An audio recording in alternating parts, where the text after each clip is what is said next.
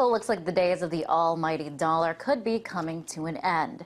As the currency weakens, countries are looking for alternatives, and it looks like the euro also has a bleak future. Economists are pointing to a weakening U.S. and EU economy, while emerging economies are growing. China, for example, is expected to trump the U.S. GDP in just a few years.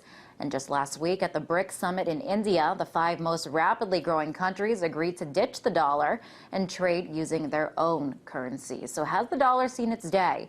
And is the euro going down with it? Well, Gerald Celente, publisher of the Trends Journal and director of the Trends Research Institute, joins me now to dig deeper into all of this. Welcome, Gerald. Nice to see you. So what are some signs today that the dollar is weakening? Well, look at the price of gas. Remember, these are petrodollars. And what do we have gas prices out? Now we're seeing Brent crude at, what, $125 a barrel. And what they're really doing is they're creating the same scenario that they did to blow up the bubble that ended with the real estate crisis and the financial credit crisis. So go back to 2000 and the NASDAQ crashed. What did they do? Well, after 9/11, Alan Greenspan began to lower interest rates to 46-year lows. Of course, the nation was in a recession, and they used that as an excuse.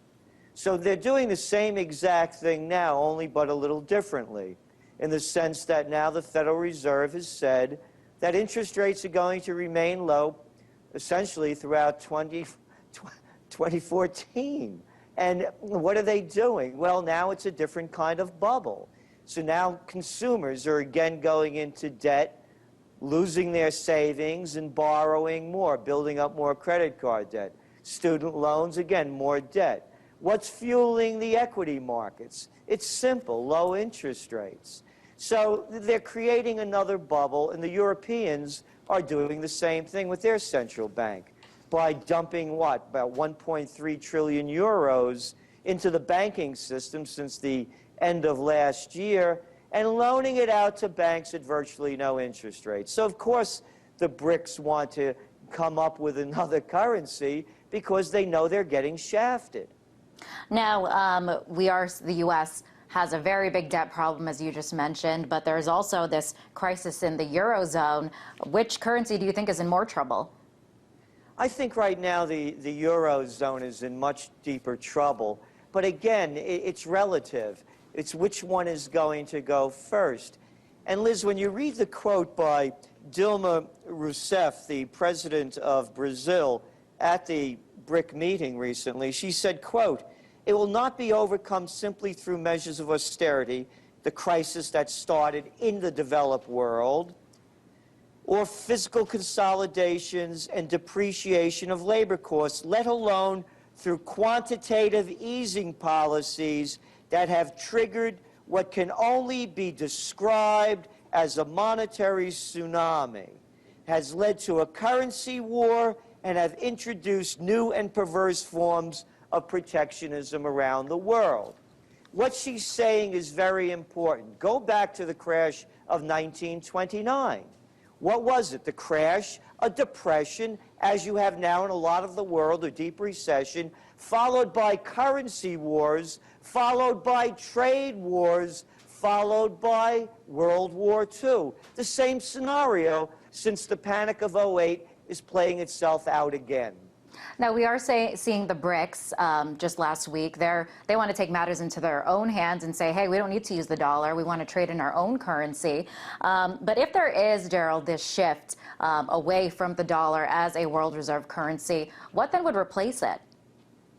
Well, again, probably a basket of currencies. And oddly enough, Zolnik, the head of the World Bank, who about 2 years ago came out and said that there should be a basket of currencies, of which gold should be part of it, has also come out in favor of the BRIC nations deciding that they want another finance vehicle. He said, quote, "I'm enough of an economist that I'm not a monopolist." So something new is going to be created. And it's very important that the dollar became the reserve currency after World War II with the Bretton Woods Agreement.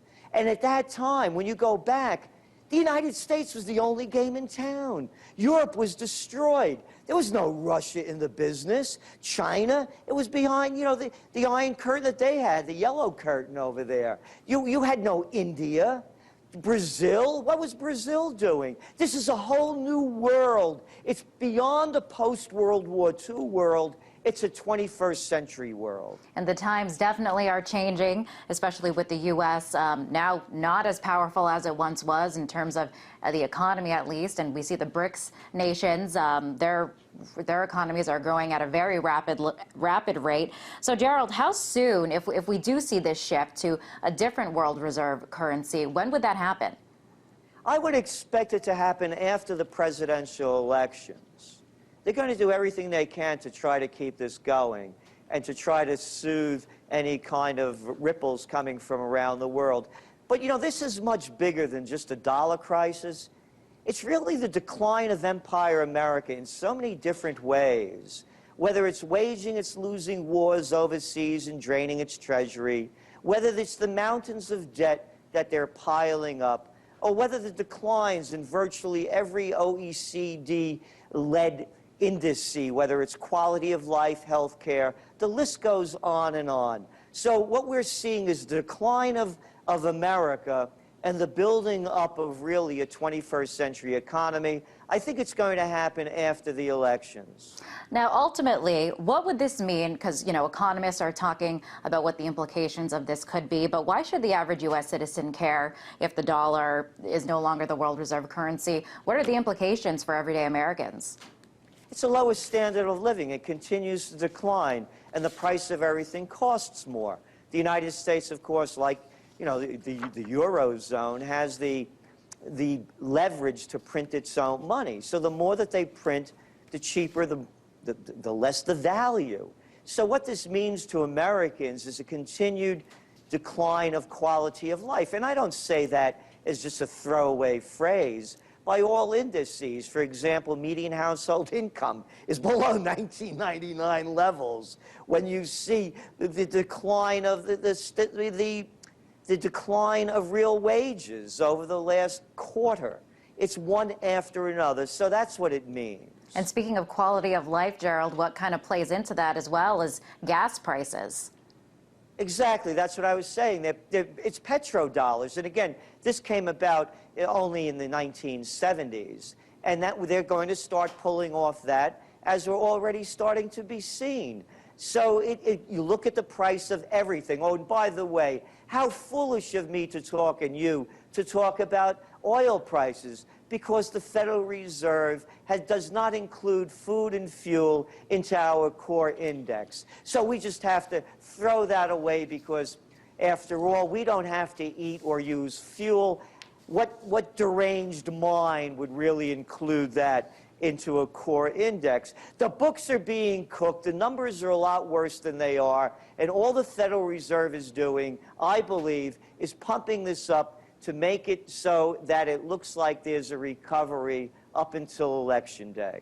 All right, scary stuff. But Gerald, thank you so much for coming on the show and sharing your views with us. That was Gerald Celente, publisher at the Trends Journal and director of the Trends Research Institute.